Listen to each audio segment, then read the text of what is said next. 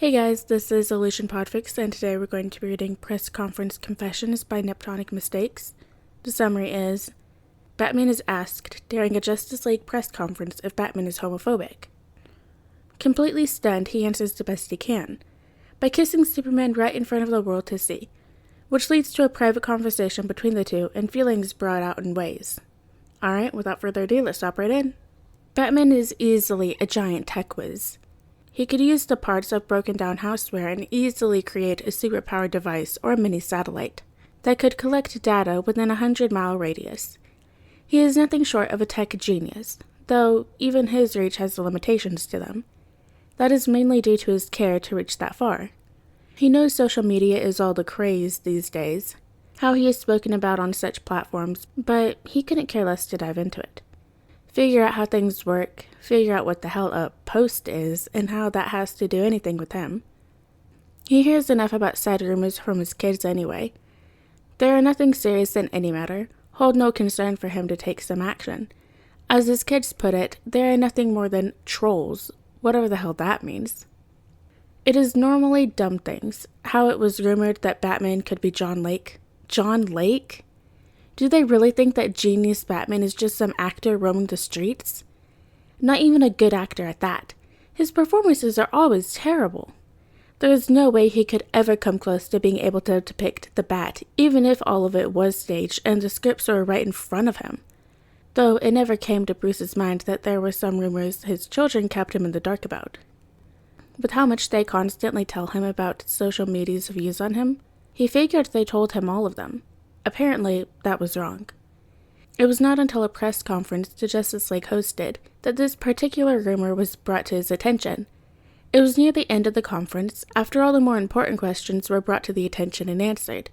It was at the point where the press was asking less important questions, like, does anyone in the league have any love interests or such? To say the least, it was to the point that Bruce was ready to end things there and just grapple away.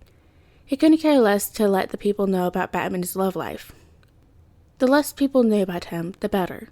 Hal was more than fine with the spotlight. That was how he was. Bruce was not. He got enough of these sorts of questions as Bruce Wayne. It was best to keep them to just that part of his life and not this one as well. It was to the point of Hal showboating that he was going to leave. It was easy to see everyone wanted to wrap this up anyway, not even just him. However, he was stopped when a question about him made him freeze. It made the whole room freeze, and suddenly all eyes were on him. Batman, there have been rumors going about that you are homophobic. Is that true? A woman who seemed just as tired and wanting to move away from Green Lantern's rant spilled out. Even that had Bruce freezing up. Him? Homophobic? The man not only adopted a gay son, but is friends with many who are in the community. Not only that, but he himself? Sure, no one knows that. That is Bruce Wayne's life, not Batman's life. Either way, it was still a disgusting take. Why had he never heard of this before? His children told him every rumor tied to Batman. Why had he not been told of this one? Clearly, his silence was also taken into account as the report added more. There are multiple posts and even threads in which so-called chads use your image as a way to defend their phobia. How the big bad, mainly Bat, would never support some sissy movement. What the hell is a thread and a chat? He knows his kids have mentioned it before, but there is so much that they tell him that he does not understand in the slightest. Like, what the fuck is an alpha man?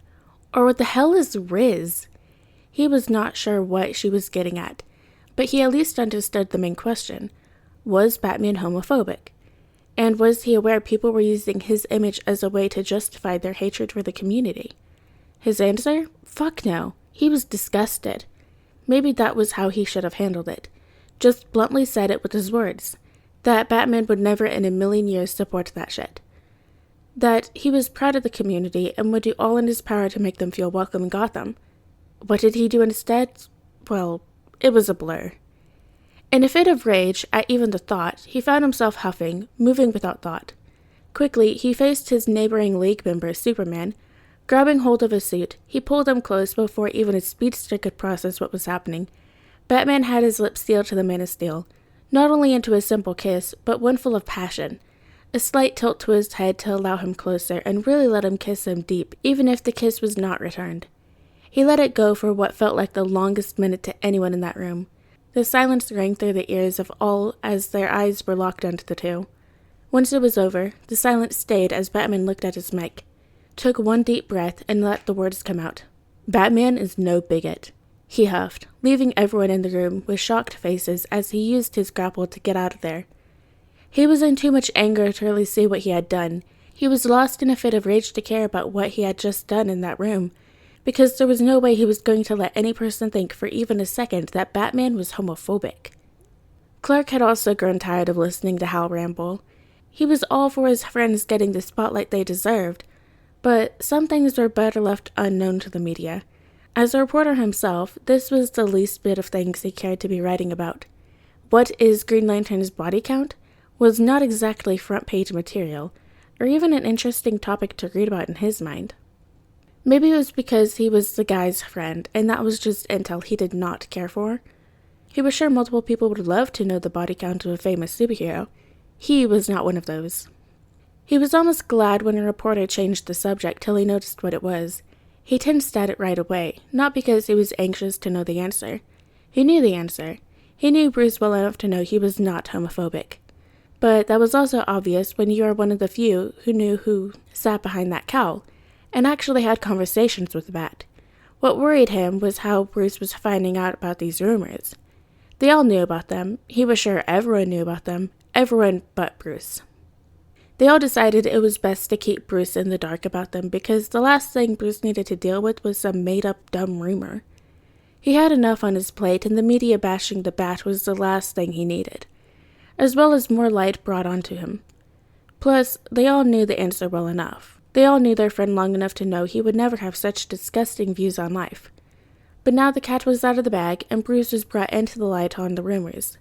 Clark was not expecting much in response, probably just a casual Bat response, a simple no, and that would be that. The last thing he expected was what exactly happened. Before he could even react, with his super senses, he had a Bat coming at him, yanking him forward. Was he going to get yelled at? In a moment, his eyes widened when he felt lips on his. Not just any lips, Bruce's lips. And it was not just a simple peck on the lips, get it done and over with. No, he was pulled into a deep and passionate kiss. To most, it felt like the kiss went on forever. For Clark, it did not feel long enough. He had to hold back the noise he wanted to let out of sadness when the other pulled away. He wanted badly to question the other on his actions. But when he finally came to again, the other was gone. And there he was sitting stunned, looking like an idiot with bright cheeks and wide eyes. He could hear the press yelling at him. What they were asking him, he was unsure. Most likely asked why he was kissed. Other shit he could care less to answer right now. Right now, his eyes were locked on where Batman once sat, and his senses were locked in on his now partially wet lips, where the taste of Bruce lingered. The question his own mind was asking were coming in at light speed. Why did Bruce kiss him? He knew partially why, but why? Why did he kiss him so passionately? Why did the taste of the other linger? Why was he craving more? Another he knew the answer to. It was no secret to anyone in the league of his crush on the Bat. Well, it was known by everyone in the league, but the one person he wished he could tell. Right now, though, he was questioning if the other did know about it. Why else would he kiss him? Sure, he was the one who sat closest to him, minus Diana. But kissing Diana would not give such a broad answer to the given question, as much as it would if he kissed Clark like he did. If anything, it could make Bruce look homophobic if he did kiss Diana instead. Why was his brain changing the subject? Focus. Go talk to him, Big Blue. We got the press covered. Tell him or do what he did. Kiss him. Diana's voice came in, finally knocking Clark from his trance as he looked at the Amazonian. She had a knowing smile on her face. Of course she did. Diana was always their biggest supporter. Always the one to give their pep talks and tell him to finally man up and say something. Stop thinking and just go, she giggled. Once again, this brings him back from his thoughts. We're right. Yeah. He finally breathed for the first time since the whole charade started. In a moment, he got up and nodded, taking another breath before he rushed out of the room in a flash of blue, leaving the rest of the league to deal with that problem, while he got his own situated. The next problem? locating where the bat went. Luckily, that was not too hard when you have his heartbeat on speed dial. It does not dawn on Bruce until he is standing in the back of the watchtower the actions he had taken at the press conference. He kissed Clark. In his fit of rage and blurred mind, his best set of actions led him to kiss not only his best friend, but the man he has been in love with for years. In front of live television where most, if not all, of the world was watching. His response was to kiss his best friend. He wanted nothing more but to crawl into his cave and hide away, but there he would then have to face the wrath of his family poking and interrogating him on why he took that approach. He was not even sure why he took that approach. He was safe here for now at least. The League was still busy with the press. He had his alone time. That is, till the computer not Superman entering the tower via boom tubes. Superman! That was the last person he needed to see right now. The last thing he needed was the man to come and laugh right in his face. Maybe he was even pissed that he kissed him. Clark mentioned he had a crush. That clearly was not him, and now there was a high chance he had just ruined the other's chances with the person by kissing him in front of the whole world to see. Think, Bruce. You need to get out of here. Going to the boom tube will make him get to Clark sooner. And the ships were that way too. Shit. He groaned as he thought and placed a hand in front of the screen. Maybe he could launch himself into space via an escape pod? No, stupid. And Clark could easily catch up. What if he forcefully put the watchtower out of orbit? Clark would be too busy trying to ride it back. No, even dumber. That would just cost Bruce billions of dollars. Sure, he had the money to spare, more than enough, but it was a hassle he did not feel like dealing with, all to just avoiding the approaching Superman. Bruce? That voice came into the room, and Bruce felt a sort of panic in him rise. One that rarely came, and he hated when it did. He could calm himself, but what was the point? Clark knows him too well, and his heart racing was a dead giveaway. Could possibly still try. Clark? He choked out some. Because why would his voice not fail him right now? Maybe forcing the watchtower out of orbit was not that bad of an idea. Especially when he got no response from the other. What did he get? The man was still approaching him. Not a word, and for once he understood how the others felt when he did the same shit. He felt himself back up, hating how he stopped by the computer dash. He knew what he needed to press to send it out of orbit. His hand was right there. He could easily do it. Just had to move his hand a little to the left. Instantly everything froze, just like it did at the conference, but instead of him making the move, Clark was. Right away, there were lips on his. It was the same way he kissed the other, passionate. A slight tilt to his head to allow him deeper, but it was Clark's lips, and unlike before, they were alone. No cameras, no press, no team, just the two of them, alone, in space. The kiss was longer this time as well, unlike before when it was one-sided. This one was not, because Bruce found himself kissing back after a moment, meeting the other with some passion, and even more as he melted when the arms were put around him. Those normally strong arms that could turn buildings into dust were so gently placed around his waist, as if one wrong touch could break him. He was sad when the kiss broke, but it was soon replaced with happiness when he felt those arms pull him closer. The kiss was over, but it was easy to see the embrace was not ending anytime soon. You know, even Batman does stupid stuff at times. It shocks me every time, but it always does it amazing. Clark finally chuckled as he looked down at the man in the cowl. I don't do stupid things. I sometimes have plans that I take in action before I think, but none of which are ever stupid. Bruce huffed back at him, and despite his tone, a smile was on his face as he looked at the man. Whatever you call it, I love it a lot. Minus the times I don't do stupid things. Bruce interrupted before he could speak. He knew he was going to bring up the time he decided to take a bullet for the bulletproof man, or the time he did other things without thinking first. But those were not important and did not count in his book. Clark hummed like he always did in agreement with the other. I loved today's idea the best, though. You thought about putting the watchtower out of orbit instead of confronting me? I saw, but I'm not talking about that one. Clark chuckled, having canceled the code when they were kissing, so neither of them hit the button by accident. He would rather not manually put the station back into order today.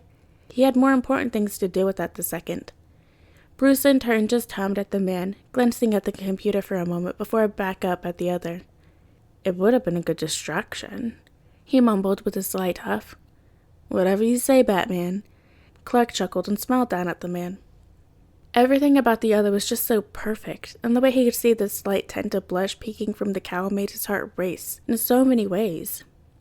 And though his lips glistened some due to still being wet from their kiss, it made him want to kiss him again. So he did.